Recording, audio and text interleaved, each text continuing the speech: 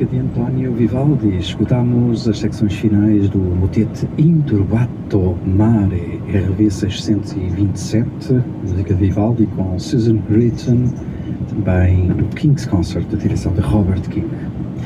E daqui a pouco vamos, daqui a instantes, vamos ao programa Última Edição, com o Luís Caetano, que hoje nos fala sobre My Way, livro, biografia de Silvio Berlusconi, de Alan Friedman. Antes disso, ficamos ainda com a música do final do século XVII, uma peça de Robert de Bizet.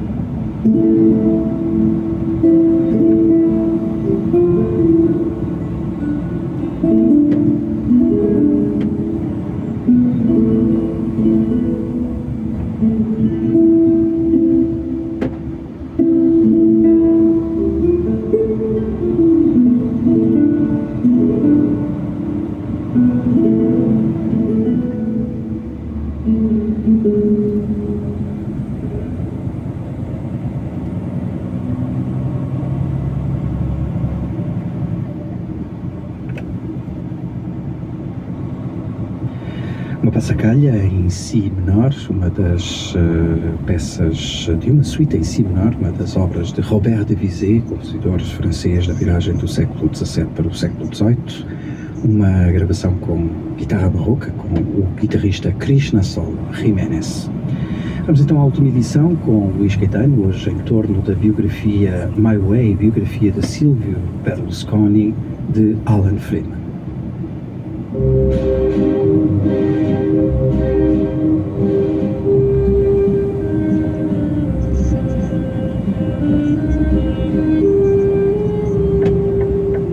Última edição. Um programa de Luís Caetano.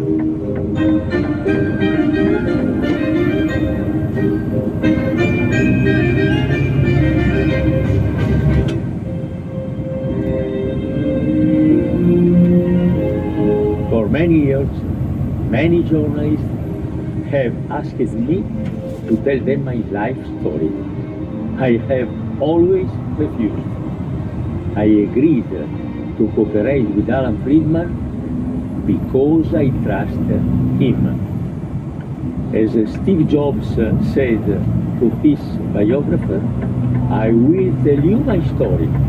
You will write what you like. Berlusconi, Silvio Berlusconi, a disponibilizar-se para colaborar numa biografia de Alan Friedman e a dizer que vai estar muito disponível e que o jornalista, que já tem um longo percurso na imprensa de prestígio, Alan Friedman, jornalista norte-americano, correspondente à Itália de órgãos de informação como o Financial Times, o International Herald Tribune, o New York Times ou a Vanity Fair, escreveu de facto essa biografia, intitula-se My Way, evocar uma outra de um grande cantor centenário, Frank Sinatra, mas esta é de Silvio Berlusconi, que não se terá nada importado de ser colocado ao nível de Frank Sinatra. A biografia My Way, Berlusconi, a ascensão de um bilionário a primeiro-ministro, está editada em Portugal, com a chancela Jacarandá.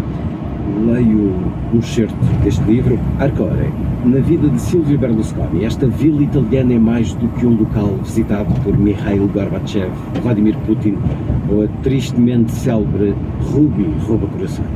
É a sua residência, o seu refúgio, o seu centro de comando, o seu quartel-general. Foi aqui que ele planeou e construiu o seu império no imobiliário, as cidades satélites que ajudaram a fazer dele bilionário.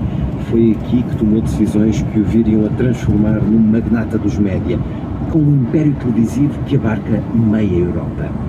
Foi aqui que inventou a televisão comercial em Itália e se tornou um inovador no palco europeu dos anos 80.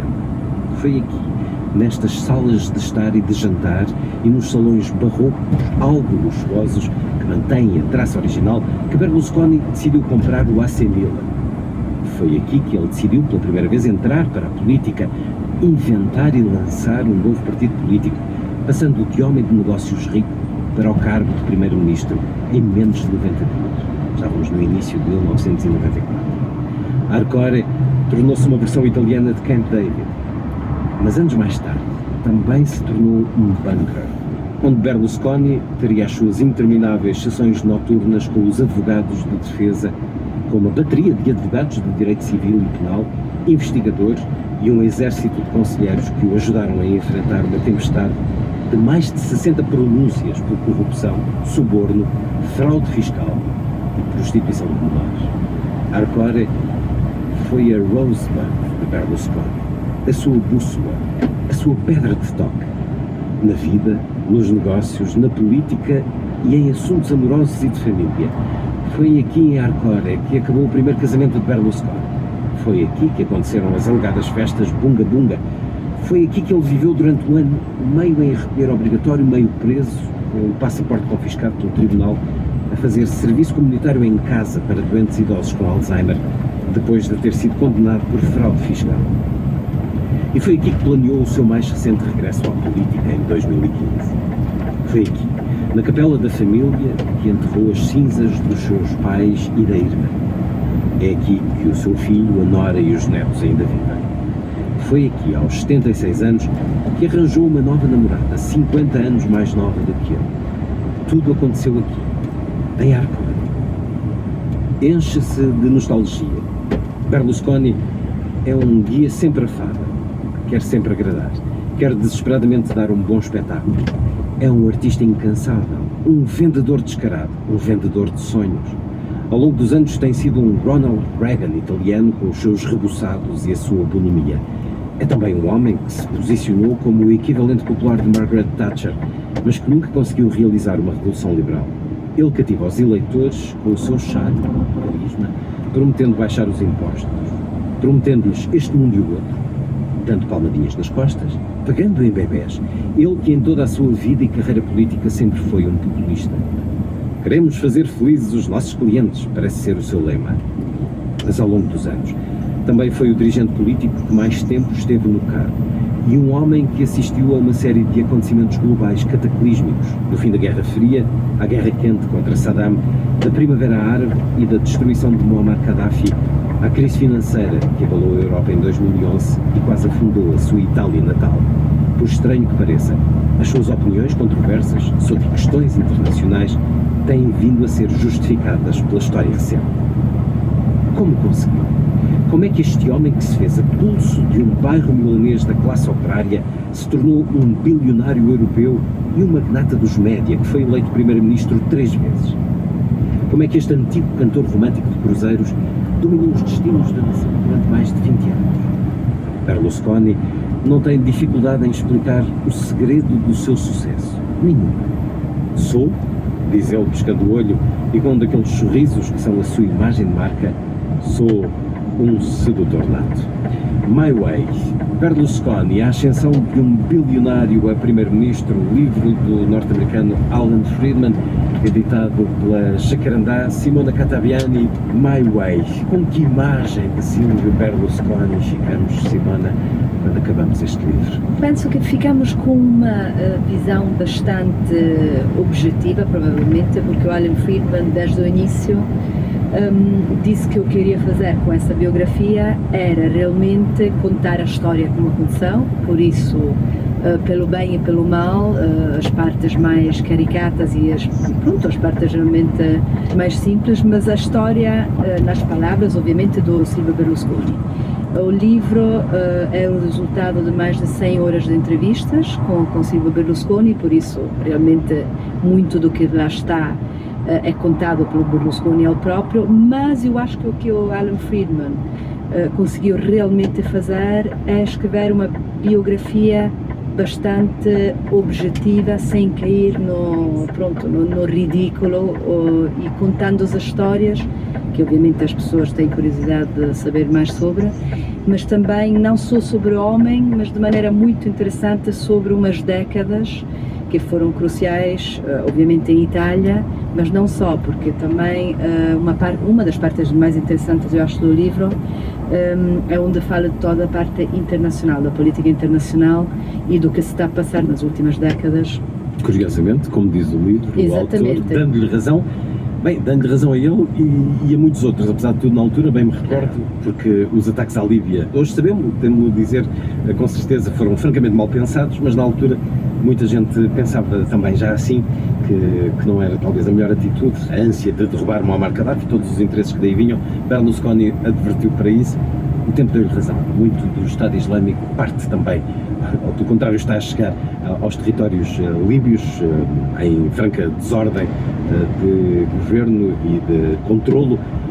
Berlusconi ter-se arrependido disto que escutámos no início, Simona Cataviani, de ter dito: eu vou ser perfeitamente colaborante com o autor e ele depois escreverá como quiser. Ter-se arrependido ou não? Eu penso que é impossível que se arrependa de alguma coisa, por isso eu estou a falar por ele, mas penso que não se arrependeu absolutamente de nada, até porque nesse livro realmente fica, e vai ficar, não é, um testemunho da vida desse homem, que por quanto a pessoa possa gostar ou não gostar, é uma história quase impossível e inacreditável, que se não tivesse acontecido, seria bastante difícil inventar uma história dessas e parecer uma coisa realista. Por isso, pelo bem ou pelo mal, é uma história incrível e que dominou um país como a Itália durante muitas décadas. É muito adequado ter, portanto, uma italiana, uma romana aqui à conversa comigo a propósito deste livro que traz para Portugal, e muito adequadamente temos aqui muito de Itália, muito deste homem, muito de Itália, mas também muito da Europa e do mundo através destas relações, tantas vezes transcritas. É notável a capacidade de Alan Friedman, com portas abertas por Berlusconi, para falar com grandes personalidades da vida europeia sobre este biografado, a descrição dele de como vai ao Kremlin, como é recebido por Vladimir Putin no Kremlin. Vladimir Putin com brilho nos olhos quando fala do seu amigo Silvio e defende que é uma pessoa extraordinária para a história de Itália. Bom, é de facto o nome que marca a história italiana recente. Há uns anos fiz um trabalho sobre Berlusconi e as mulheres, numa altura em que ele estava a ser julgado, precisamente por 3 mulheres, a Giulia, Ursula e Carmen, não propriamente o tipo de mulheres que Berlusconi sempre tinha pela frente ou ao lado, mas foi nas mãos destas 3 mulheres que o primeiro-ministro italiano à época se encontrava, formava o coletivo que o julgava por abuso de poder e incitamento à prostituição de uma menor. Ele correu o risco de ser condenado a 12 anos de prisão, a propósito de ter tido relações com a marroquina Karima El Marouk, mais conhecida por Ruba Couari. A acusação dizia que ele tinha conhecimento dos 17 anos dela, e ele sempre refutou, e a verdade é que venceu esse processo. Durante a defesa, várias vezes ele resumiu a sua postura a uma frase: é melhor gostar de mulheres bonitas do que ser gay. Afirmava também que as mulheres de direita são mais bonitas que as de esquerda. Havia sempre um grande número de jovens beldades nas suas listas, continua a haver, quase todas politicamente inexperientes. Nas eleições regionais de 2010, recordo-me, ele disse que a candidata opositora, Mercedes Bresso, estava sempre de mau humor porque começava o dia a ver-se ao espelho sem maquilhagem. Bresso respondeu que precisava menos de maquilhagem que Berlusconi. Isso ainda hoje se vai notando. Nem a mais mordaz ficção se teria lembrado, como Berlusconi, de idealizar uma higienista oral chamada Nicola Minetti. Ele conheceu-a quando deu entrada no hospital de Milão, depois de ter sido violentamente agredido na face. Poucos meses depois, Nicola Minetti era já conselheira regional da Lombardia. Atualmente passou há uns anos por um processo por angariar jovens mulheres para as festas privadas de Il Cavaliere. É muito estranho para nós olhar para um país que é reconhecidamente machista. Simona Catagliani. Berlusconi afirmou publicamente que a primazia feminina é entre as paredes domésticas, fora de casa isso é discutível, foi uma frase dele. Também num comício sugeriu a uma jovem desempregada que se casasse com um homem rico.